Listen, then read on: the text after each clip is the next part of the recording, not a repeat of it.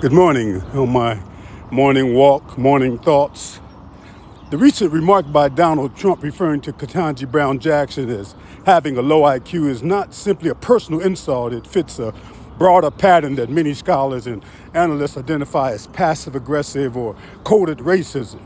While the language itself is not explicitly racial, experts argue that its historical meaning, selective use, and political function give it racial significance. First, the phrase low IQ carries a long and troubling history in American racial discourse.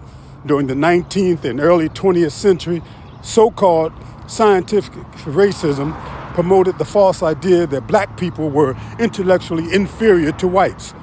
Modern scholars overwhelmingly reject these claims as pseudoscience, noting that there is no credible genetic basis for racial differences in intelligence.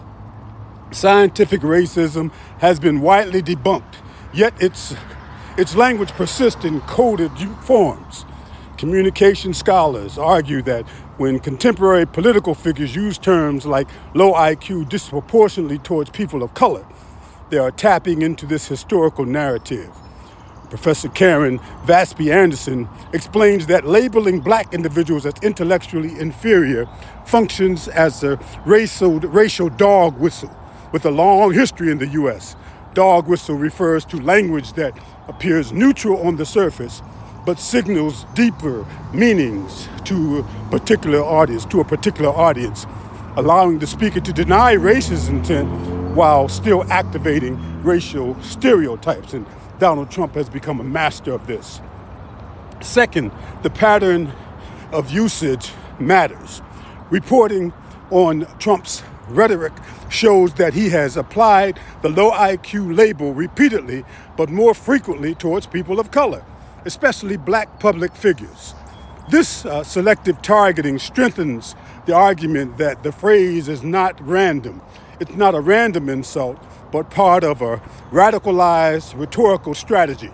Even when the same language is occasionally used against white individuals, its disproportionate application reinforces existing racial hierarchies in public perception. Third, experts emphasize concept of plausible deniability, which is central to passive-aggressive racism, because low IQ is not explicitly racial. It allows the speaker and supporters to claim that criticism is purely about competence, not race. Yet, as Anderson notes, this ambiguity is precisely what makes such language effective. It allows both the speaker and listener deniability, while still resonating with historical racist ideas. This aligns with the broader academic discussions of colorblind racism, where racial meaning is conveyed without overtly mentioning race. Political science research also supports the broader impact of the Brookings Institute. They have found that Trump's rhetoric can increase expressions of prejudice among audiences, demonstrating that language from political leaders can normalize or amplify racial bias. In this sense, even indirect or coded statements can have measurable social consequences. And finally, the context of the target, Justice Jackson, is significant. She is a highly accomplished jurist, a Harvard-educated legal scholar, and the first black woman on the Supreme Court. When a figure with such credentials is dismissed as unintelligent, experts argue that it echoes long-standing efforts to undermine the legitimacy of black achievements. The insult thus functions not only as a personal attack, but as part of a broader cultural pattern that questions the competence of black professionals.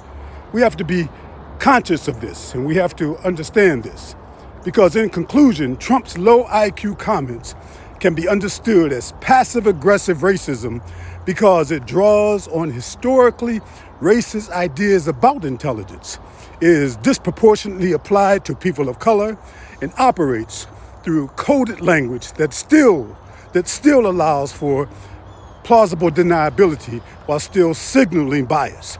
As experts in the communications and political science note, such rhetoric is not neutral.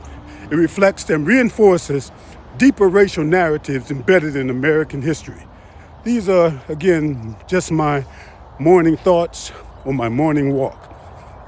May the Creator bless you. May the Creator give you a great day. Peace be upon you.